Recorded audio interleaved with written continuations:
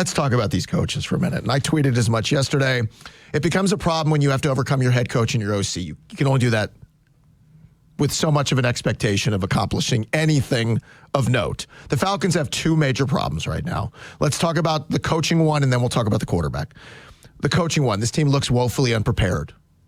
And that's getting plays in on time. That's 2 times now in 3 weeks. And I don't know if I should take a player's word for it, because sometimes they just speak. But I've heard now multiple players say, we didn't expect to see that. We were unprepared for that. Michael said it yesterday, Penix, in one of his post games. It was said maybe in week 1 as well. So again, I don't want to get carried away with it, but it's been said twice now. That's the number one on the list of things that will erode confidence in a coaching staff. If a player goes out there and sees something he wasn't coached on, it's tougher to listen to him in practice. I swear it is. It's a big deal. I don't want to put this all on Zac Robinson, what happened yesterday. I don't. Because, again, after watching some of the film, there are plays there. Michael didn't make them. But the bottom line is whether or not you're scoring points or not. And that goes to the players, certainly. It also goes to the OC. He's got 20 games experience now as the offensive coordinator. There are a couple of things to my novice eyes. I don't break down film, but I like to watch those who do. If you notice, Falcon receivers rarely catch a ball in stride. How much has that grabbed your attention, that coming across the middle or getting the ball? Comebacks and stops. That's exactly right. It's all comebacks. It's all stops. The play is essentially dead most times. Now there's a screen. God knows Zac loves his screens, but it's screens, it's stops, it's comebackers, and the play's dead unless somebody just misses a tackle. So that is a concern of mine. They don't use the middle of the field very much at all. Doesn't mean they don't call it. It's just not used very much at all. That's where Ray eats. Well, it's where Kyle Pitts should eat, too, right? As a tight end down the seam, he should have that. This offense is very Kirk Cousins built. It feels like a lot of short, intermediate, a lot of dumps. I don't know what's going on with Michael Penix that he's fallen in love with the check down. One of two things. Either they've got to coach that out of him or they've already coached it into him. I don't know. I'm not there. But what I'm seeing is Michael's got some fundamental things, and this is not to say you give up on a quarterback 6 games. And I think the sky's the limit for Michael, but he's got to be coached. Yesterday was bad footwork, poor accuracy, bad decision-making, lazy throws, all the things that can happen to a guy who's got a howitzer for an arm who thinks I can get it there even when he can't if he doesn't do the things he needs to do. Chuck, I was just looking at the 4th and 3 throw to Ray McCloud. Michael pump faked. Ray finds a little spot 6-7 yards in front of him, and Michael throws it into the ground. If he hits Ray in stride on what is an easy pitch and catch, that's a 40-yard play. I'm looking at the shot from up top. It's wide open. That's one of many examples of throws. Michael doesn't throw it well to his right. That's been a big issue. There are things that he needs to work on, and there are things he can get better on. The skill set is through the roof. My concern is this offensive coaching staff going to be good enough to develop him? Not just play calls. We can bemoan play calls all the time. Can they develop him to get the most out of him? I have serious concerns. And if you find me a quarterback who doesn't work with great talent, I'll show you the coaching staff that didn't get the most out of him a lot of times. Yeah, it's one of my big issues. And it was, blood red flags just shooting off yesterday because if there's somebody listening right now who used to coach in the NFL or you played quarterback in college and you really do know it, you're like, what are these guys saying? No, I agree with you. I was sitting on a couch in Sandy Springs and I was like, that's horrible footwork.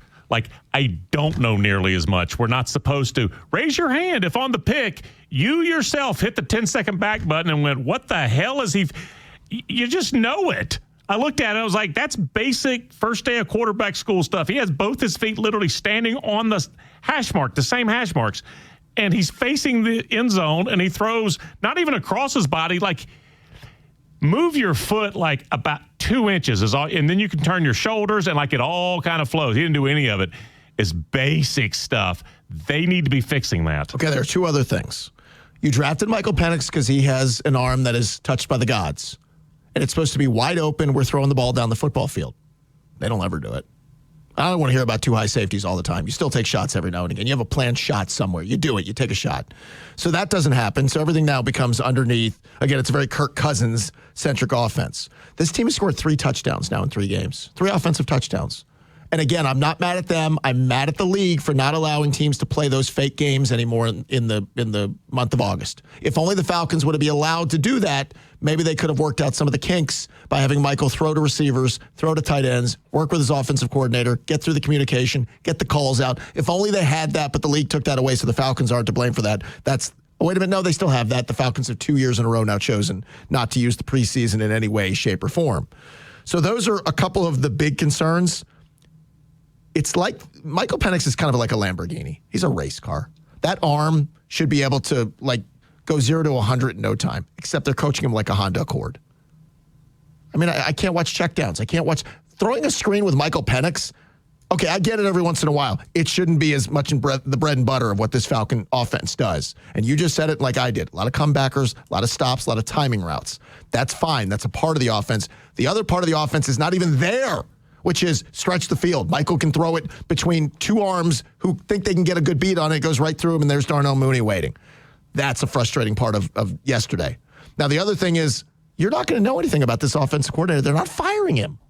They're not taking the play calling responsibilities away from him. We're going to have to live through this for most of the rest of the season.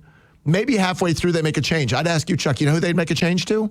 Either guy who's never done it, TJ Yates. I mentioned Ken Zampese, who's an offensive analyst. Has TJ never been an interim? No. Well, he called plays in the preseason for a game. That's right. There's the little rotation.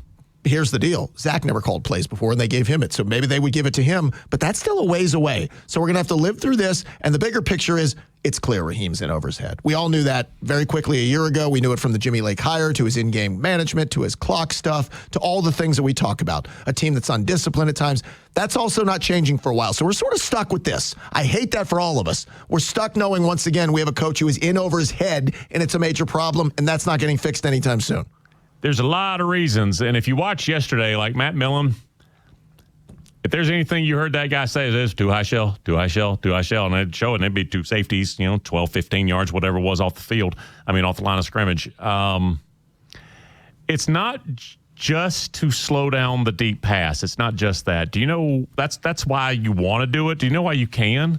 It's because the other team doesn't make you pay in the run game. And that's where I'm getting stuck there. I'm like, why haven't you been good enough? Like in basketball, somebody goes zone, you shoot them out of it. That's only in week 2 did you run the hell out of the ball. Why haven't you been good enough to make somebody pay? I'm like, is Caleb McGarry that dominant? Was Dahlman that there's a reason? And I'm not being snarky there. I'm trying to find out why haven't you been able to make people pay? Because Carolina, who's not great, they sat back and was like, you're not going over the top. Yep. You're not going over the top, not going over the top. And you weren't able to make them pay. Bijan had 13 for 72 on the ground, so he was good, but they stopped running it because they were behind. But no, if somebody's going to play with two safeties in that kind of coverage, absolutely, the math should work out for you. I'll mention one more thing Raheem said, but when I look at the OC being an issue, not just play calls, we can do the play call thing. How are you 3 games in, you don't have a wide receiver or a tight end with a touchdown catch? That seems impossible. It's just of all the things that can go wrong in 3 games, I shouldn't say, well, Drake doesn't have a touchdown, or Kyle didn't catch one, or Ray didn't get one, or somebody, and they don't have a touchdown catch yet. Raheem also said just moments ago on the kicker situation, you've got to bring in competition. They're going to keep bringing in kickers to compete for the job until they find one that sticks. They're going to have a kicking issue all year.